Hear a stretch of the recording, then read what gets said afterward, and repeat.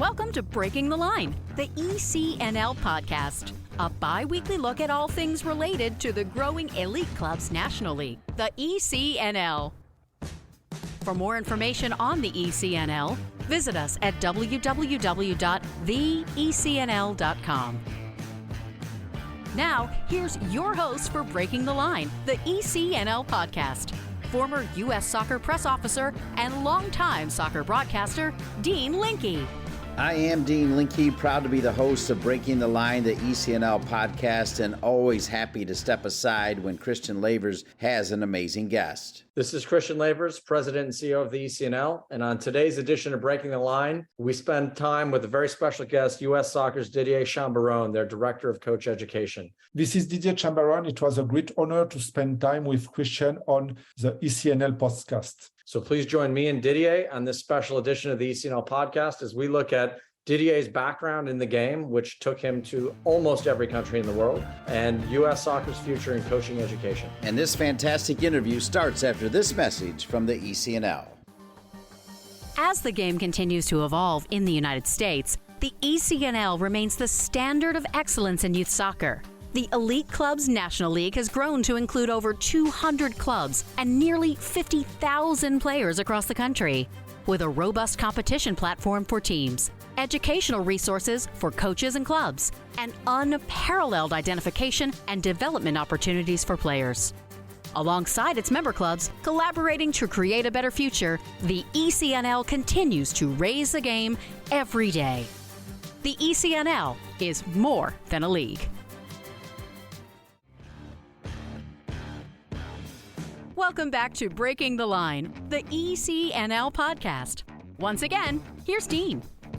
In February of 2021, U.S. Soccer promoted Frenchman Didier Chambaron to Director of Coaching Education. Before joining U.S. Soccer 6 years ago as Assistant Director of Coaching Education and the A-Licensed Technical Lead, Chambaron served 9 years as a FIFA instructor. He was also the Oceania Confederation's Head of Coach Education from 2010 to 2016 and Head Coach of New Caledonia's national team in 2007 to 2010. His journey is incredible and his vision for U.S. Soccer just as incredible.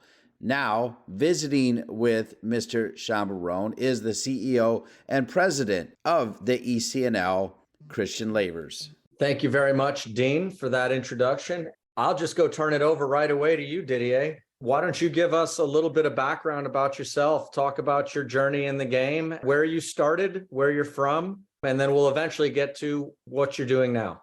Thank you, Christian. So Didier Chambaron. I'm French. With not a very good English accent, so sorry for that. So born in south of France a long time ago, and I had regional and amateur was close, but I never made the professional career. I started very early in coaching, so I had an opportunity to become a player coach very early, and I realized it was something I was very passionate about, coaching. I had opportunity at national level with different club in France, and I got my A license when I was 30, and then I had the opportunity to work with the French Federation. Then I took a master degree in sport management, and this combination gave me opportunity to develop my network with UEFA, with FIFA. What was it that got you into coaching originally? One day, the club decided to let the coach go. I was playing at Division 4, and they gave me this opportunity. I thought I could do both. As a player coach? As a player coach. It was very difficult at the beginning. So I said, why not? And it was a difficult transition, but quickly I saw it's something I was passionate about. Passionate about the game, of course, but also passionate about teaching and helping people to learn a style of play. So that's how it started. But quickly I realized knowledge about the game is one, but I needed education. So I started to make some research before stepping in the coach education pathway. What year was this? It was 25 years ago, I believe. Okay, and how would you describe the French coaching education pathway at that time when you started it? What was it, and how is it different than maybe it is now? Yeah, I think education has changed in the past. It was very rigid. So the French Federation was very, very strong with their beliefs in terms of coaching process. So it was not about focusing on a specific style of play, a specific game model. At that time, it was the coaching process, understanding who is in front of us, and then based on that, trying to create a training methodology and to use different methods to help players learning. So that was the direction given by the federation at that time. You also did a degree as well once you got into the pathway, a university degree? Yeah, I took a master degree in sport management. I was fortunate to work with Olympique de Marseille and different organizations, including UEFA and FIFA. So it gave me opportunity to look beyond coaching. When we are part of a club or a big organization, the coaching staff represents a very important component of the club, but we need to be able to collaborate with other departments. We need to understand what their job is, and we need to find ways to have an impact and to get what is necessary to improve our performance environment, I would say. So for me, it was a very important part of my pathway. It opened my mind, and I realized there was a lot of things I didn't know, and a lot of things very important for coaching, actually. I believe that is not very common for people to have both the coach licensure and that go through the technical pathway, but also do things in terms of business management or sport management. There's not a lot of people that combine both of those. Who were some of the mentors or some of the people that influenced you the most, either in the education process with the license or with the university? When I decided to embrace this career and to develop multiple competencies in different areas, I invested a lot of money and a lot of time traveling in Europe. So I traveled in Spain, I traveled in England, in Italy, trying to understand how it works, how a club works, not just looking at the soccer piece, but trying to understand the soccer world and the soccer business, but not just in one specific country, in different countries with different culture.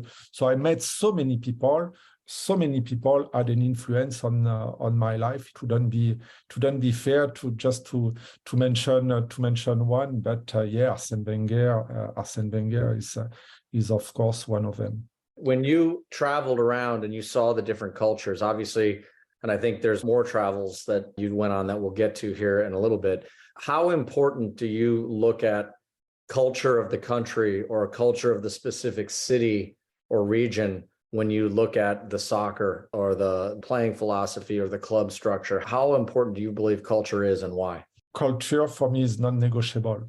It comes before soccer. It's if we are not able to understand the environment, if we are not able to connect with people, even if you have the best knowledge of soccer, you will never help the club and players to grow. For me, culture is vital, and it starts with making yourself vulnerable and recognizing there is a lot of things you don't know.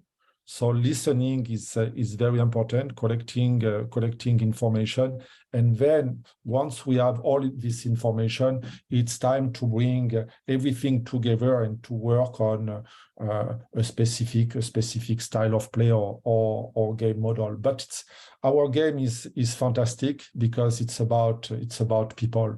It's about people, and it's not about a playbook. It's a mental game, and it's a mental game where we have to make a lot of decision. So we really need to know who is in front of us, and we really need to find ways to engage them in learning. Really well said. You finished your A license and you graduated from university around what year? I think it was 96, something like that. Okay. And then what was the next step then in your coaching career? I had an opportunity to work with a French territory, a French small country in Oceania called New Caledonia. And I went there without my wife, and I wanted to get out of my comfort zone. And it worked well. I had good results in terms of results, but also in terms of player development. Where is New Caledonia? It's next between Australia and New Zealand. Just around the corner from France. Absolutely. And I was there on behalf of the French Federation, and so I started to be involved in coach education. It worked well, and at that time they were looking for coach educators for trying to help countries, small countries from this region to start coach education in their countries. And they thought I had the profile to, especially because I was able to communicate, to understand people, and to understand specificities of these different countries. So I had opportunity to work with a lot of small countries in this region. And one day they asked me if I would be interested in working for the Confederation, Oceania Football Confederation, based in New Zealand, in Auckland. So with different roles for coach education, but also support for youth national team, and also implementation of national academy funded and supported by FIFA. Was that a national academy for players or for coaches? For players. Wow. So you go from France to New Caledonia, then from New Caledonia to New Zealand. Yeah. And then at some point it went well, and I got more opportunities, and I became director of coach education. We've also a role as consultant for FIFA. So I went out of Oceania region, and I started working with some Asia countries. You have the experience beginning in France, and then a little bit with UEFA, then with some Asian countries in Oceania and the Oceanic Confederation, and obviously now you're in CONCACAF. How would you compare the different federations that you've worked at, or the different confederations? All federations face the same challenges, but they are different. To me, again, it starts with understanding the environment. That's always the starting point. So I always take time to identify key stakeholder and key people to make an analysis of a current situation and needs, and after we start planning. So I can't compare countries. I worked also in Africa. It's different realities, different people. The game is the same. The environment is different. After, we need to consider the level of education, development of the country, resources, facilities. So for me, that's something very, very important. I also take time to look at the political situation before traveling. All these steps allow us to get ready when we step in the country or when we step in a specific environment. Well, this is fantastic, but it's time for us to take a break. So we'll be back with Didier Chambaron. More Breaking the Line after these messages. The ECNL is pleased to announce Quick Goal as the official goal provider and partner for ECNL Girls and ECNL Boys, a new partnership created to support the growth and development of the country's top players, clubs, and coaches. At all national events, including national playoffs and national finals, the Quick Goal Coaches Corner will provide hospitality and social space for ECNL Girls, ECNL Boys, and collegiate coaches. Quick Goal will also be the presenting sponsor of the National Championship winning ECNL Girls and ECNL Boys Coaches of the Year and the ECNL Girls and ECNL Boys Goals of the Year. Quick Goal looks forward to helping the ECNL continue to elevate the standards of youth soccer and provide more opportunities to players on and off the field in the coming years. Nike is a proud sponsor of ECNL Girls. Nothing can stop what we can do together to bring positive change to our communities. You can't stop sport because #you can't stop our voices. Follow Nike on Instagram, Facebook, and Twitter.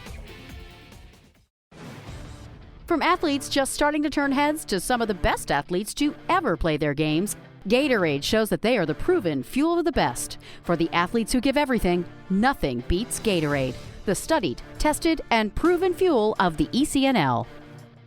So we're back with Didier Chambaron, U.S. Soccer Director of Coach Education, and we've followed his career so far from France to New Caledonia to New Zealand to a variety of different stops across Oceania. Now we'll continue, Didier, with what happened next. Where'd you go next from Asia? First of all, I took my pro license in Asia, so mostly in Australia. So for me, it was also interesting to understand a new country where soccer was not the most popular game. So I see a lot of similarities with the US. So it helped me to set up good foundation to work in this type of environment. So I took my pro license in Asia. And one day, working with FIFA, I was in Belgium. I had opportunity to meet with Dave Schessler. So Dave was director of coach education for the US, and I was fascinated by what he shared with me. And a few months after, he called me back and he asked me if I could be interested in working in the US. And so we took this opportunity. I always travel with my family. For us, it's very important. So when we decide to get somewhere, it's not with this idea to move in 2 years. So it's a fantastic experience. So we have been in the US now for 6 years and 6 years and a half. I started as a licensed technical lead, working with Dave Schessler and then Nico Romeyin, Barry and Barry Powers. And Barry has been offered a new position within the federation.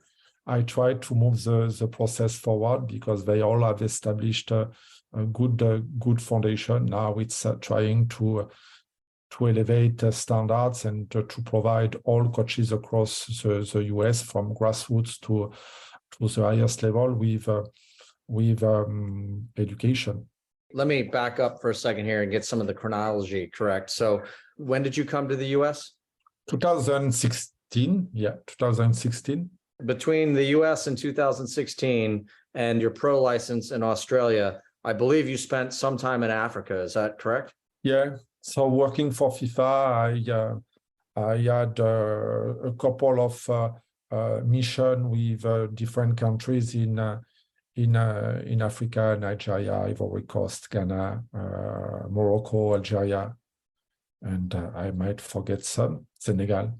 What years were those? Yeah, between 2010 and 2016.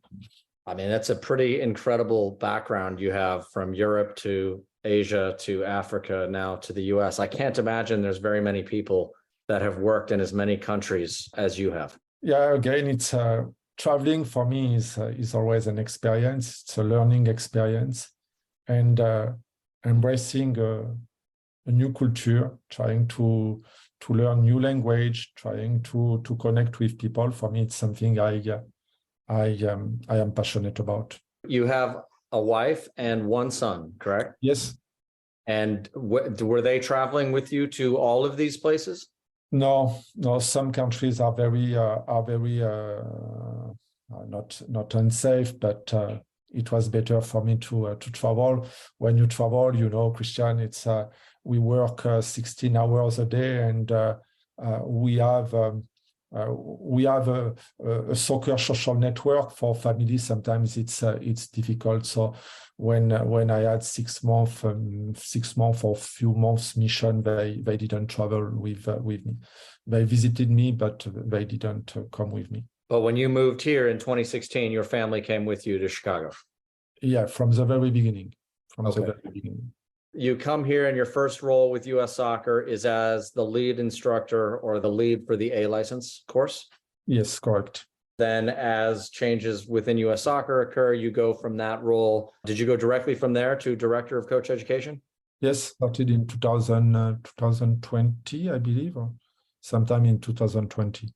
What was your first impression when you came to the US and your first year here working? Obviously, you have this background in all these other countries, some of them where soccer is the most important sport, some of them where it's not. And then you come to the US. What was your first thought of American soccer, of the opportunity here, the strengths, the weaknesses when you got here? What did you think? I realized, when you visit some countries, it doesn't take time to understand the reality. Here, I realized every time I traveled, it was a different reality. And to me, this diversity is a strength, but also it's connected with challenges, because it's difficult to set up standards when we have in this big country with different culture, different soccer environment, I would say. So I have to say, it took time for me to really understand what is the game of soccer about in the US. And I have to say, more than 1 year and a half. It took me more than 1 year and a half to have a basic knowledge of the game in the US. How much of that learning had to do with just the size of the country and the difference from, the Pacific Northwest to Miami, in weather and culture and geography? How much of that was new to you or real to you? I mean, obviously anyone can look at a map, but it's very different than when you start trying to plan even as things as quote unquote simple as course delivery and execution. How much is the size of the country a challenge compared to some of the other places you've been? It is, and at some point you think you understand, but actually you don't. And every time I travel, I see something different. So we face a lot of challenges in terms of language. So when we set up courses and curriculum, it's difficult to find the good language that we could connect with all people across the US. So for me, it's a big challenge right now. How could we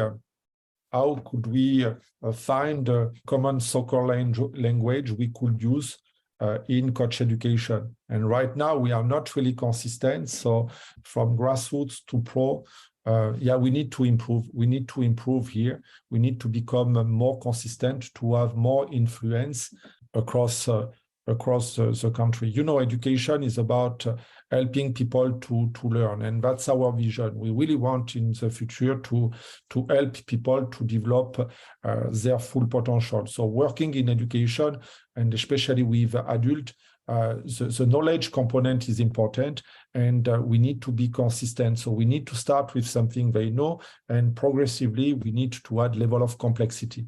But sometimes I realize language is a challenge. Well, U.S. soccer language, well understood in some part of the country, and more difficult in other region. So something we need to address. You did the A license, then you moved into the coaching education director role in 2020. Is that yes? Correct? Yes. So we'll talk here on the next segment on the future, because there's a lot of changes coming and things that you're leading that are exciting. What were some of the changes that you've made since 2020 when you took over coach education, or maybe that Barry had made when he took it over? How has the coach education philosophy changed from 2016 when you first arrived to today? I don't know if I like this word change. It's more evolution, and at some point, it's important as federation to collect information from our member association, from coaches, and to reflect on where are we, and then after to make small steps. So what we decided, it's to move. At the beginning, it was all about teaching and learning. Now it's the other way around. And thanks to Barry and people involved at that time, now it's about the learner. It's focusing on learning and then creating the tools to help people learn. In the past, it was all about starting with a methodology, a roadmap. We were very, very, very tools driven, but without clearly understand why do we need this specific methodology, why this specific roadmap, why this specific toolkit. So we made a lot of research, and we work with experts from the US involved in education. So now we try to focus more on the learner, and to help with this idea of how can we influence this new generation of coaches, how can we influence them to create better learning environment for players.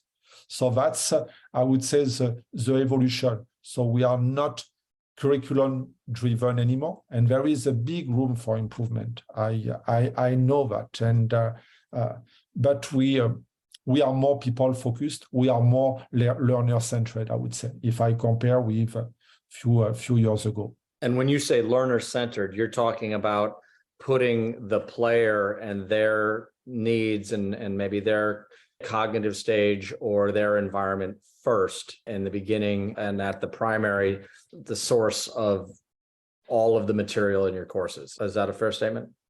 Yes, it's a fair statement. So my job is more focused on coaches, but always with this idea: how can we impact player development, and looking at where we are. And sometimes when I travel and visit clubs, I can see things, and recognizing there is a lot of room for improvement on our end. If all these coaches need support, and maybe we don't do a good job in terms of education. So changing or not changing, but reflecting on our education process and how can we improve in order to avoid some situation we can see sometimes with coaches not really understanding what they do, helping them to become teacher of the game instead of them running activities. So that's something very important. If in the future, if we could develop coaches able to help players learn, that will be great. We don't need coaches to run activities. We need coaches able to understand who is in front of them and to use activities as a tool for learning.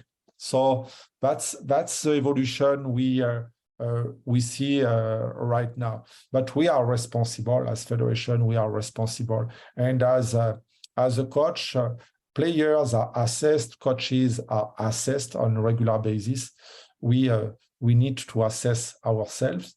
We need to recognize how we can improve, and prepare the future. So that's what we try to do in terms of vision and philosophy. We'll take one more break here before we conclude with looking forward and U.S. Soccer's coaching education department in 2023 and beyond. So we'll take a break and go here to the advertisers. Thanks for being on Break the Line.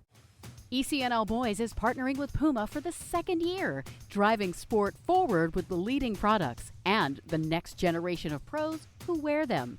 Puma has proven themselves as the fastest sports brand in the world, the fastest innovation, the fastest players, and the fastest products in the game.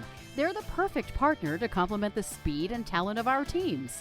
In keeping with their mantra of forever faster, Puma introduces the world's fastest boot, the Ultra. The only boot engineered for speed, the Ultra combines a woven upper with a lightweight outsole for direct forward motion, speed, and acceleration. It's the best in the game, designed for the best players in the game. Soccer.com is proud to partner with the ECNL to support the continued development of soccer in the U.S. at the highest levels. We've been delivering quality soccer equipment and apparel to players, fans, and coaches since 1984. Living and breathing the beautiful game ourselves, our goal at Soccer.com is to inspire you to play better, cheer louder, and have more fun. Visit Soccer.com today to check out our unmatched selection of gear, expert advice, and stories of greatness at every level of the game. We're back at Breaking the Line with U.S. Soccer Coach Education Director Didier Chambaron. It's been really interesting discussion, Didier, is going through your background and some of the perspectives. I can't help but notice that you're a very reflective person and you seem very open to self-assessment and to looking at things at how they can change and be better. Where does that come from? Has that been a part of you and who you are from the beginning, or have you learned the value of reflection and assessment and feedback? I think it's a bit of both. It's that's who I am. I am passionate about learning, and learning is about starting with self-assessment and recognizing we are going to face challenges if we really want to learn. And it's okay to feel uncomfortable. It's okay to say, I don't know. That's what life is about. So being humble and recognizing there is a lot of things we don't know and a lot of areas in improvement, it's something very important. That's the type of environment we want to create. We want coaches to create with their players on the field, on and off the field, saying it's okay to make mistake. It's okay to take risk. We will find ways all together. We want to create this environment in coach education, but that means as federation and as coach education department, we need to apply this principle, and we need to recognize areas of improvement. We need to ask for help. We need to take time to reflect, because sometimes we encourage others to reflect. We ask others to apply principle, but we struggle in applying this principle. So that's something very important for us. The federation should be a role model and always trying to reflect, always trying to improve in order to have an impact across the country, and again from grassroots to the pro level. So as you have reflected and looked at the evolution, as you say, of the coaching education program here with U.S. Soccer, how is it changing going into 2023? There's a lot of things in the works and exciting things. So can you give us a look forward at some of the new things or the changes in coach education coming in the next year or two? Yes, an interesting period for the US, and I would say for North America. In North America, we were the last confederation to not have a regulatory framework for coach education across the confederation. So they have one in Africa, in South America, in Europe with a UEFA licensing system. We always hear things about UEFA license, but actually it's just about, that means federation are part of a regulatory framework. It's called a coaching convention. So that means we have minimum standard across the confederation. It's important because we've had this confusion. This is convention in the legal sense, not convention in a meeting sense. So a coaching convention is a regulatory framework, not a meeting like the United Soccer Coaches. Absolutely. And it's actually it's all about policy and procedures. It's about minimum standard in terms of curriculum and in terms of competencies, minimum competencies to develop across the pathway. So that's what coaching convention is about. So, and what is important, we will be aligned in North America. We will be aligned with other confederation, and hopefully in the near future we will have one licensing system, worldwide licensing system. I hope at some point, and I believe at some point, FIFA is going to step in, and we will have a FIFA stamp on our certificate. So the big change, looking at minimum standard and regulatory framework, starting in 2023, at the end of the course, people from C level, from C to Pro, will receive a diploma. So diploma, you receive the diploma once in your life, and it's once at the end of the course, and it's for your life. Then after, you receive a license. A license, it's a 3-year license.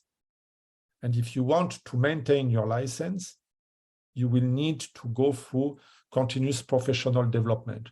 So that's something very exciting. Starting in 2023, we will have education in between US soccer courses. And for me, that's something huge. I don't believe education is attending a US soccer course. I don't believe so. Not at all. If we don't do anything at the end of the course, we can't say we have a license level. So in the future, all people, if they want to maintain their license, they will need to attend continuous education recognized by the federation. Some continuous education units will be delivered by the federation, but we really want to engage our members, and we really believe it's important to provide all coaches across the country with different learning opportunities.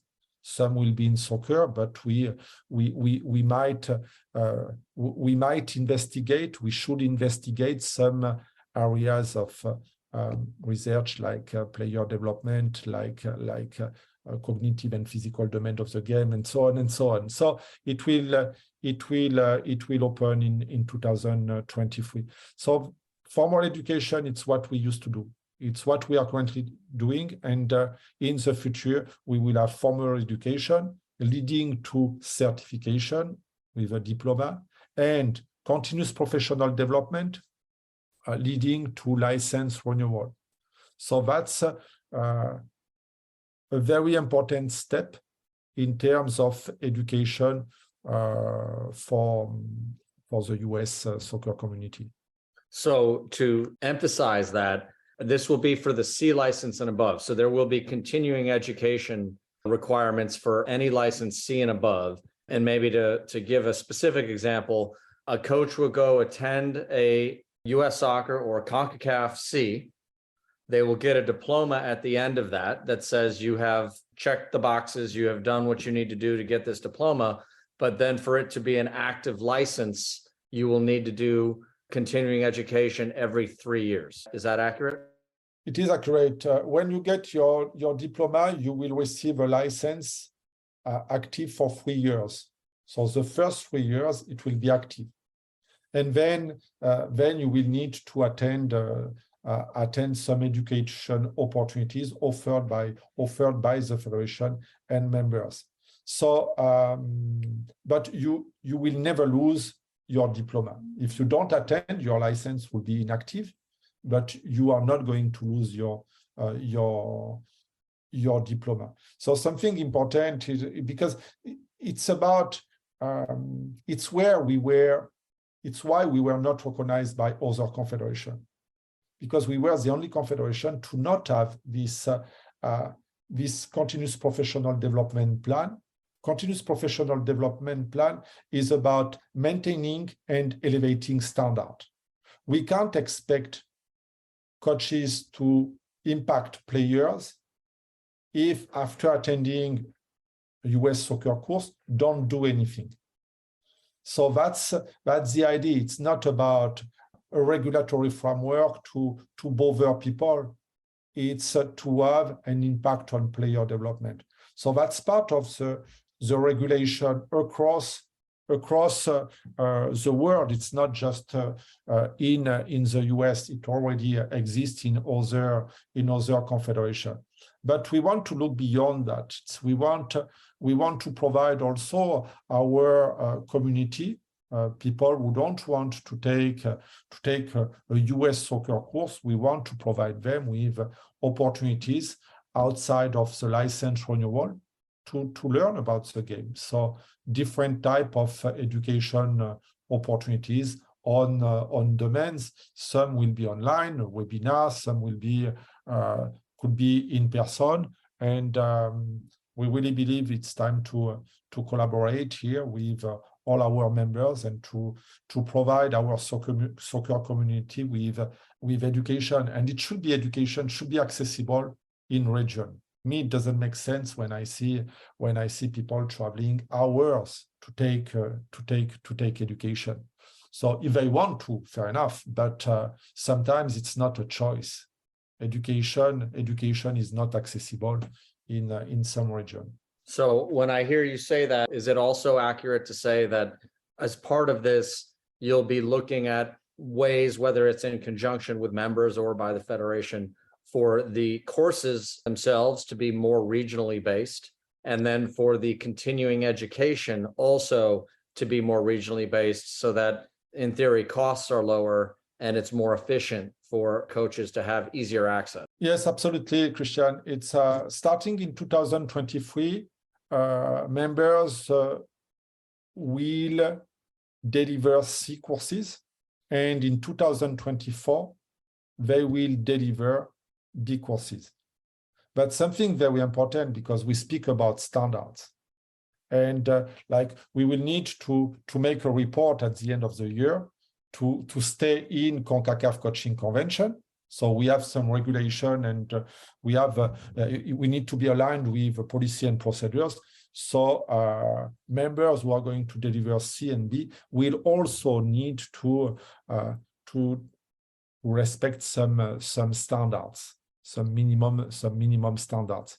But we really believe it's important now to have C and B courses delivered across the country. And something important, it should be the federation and members should have like a 4-year plan, and this 4-year plan being accessible. So then you can plan for your education.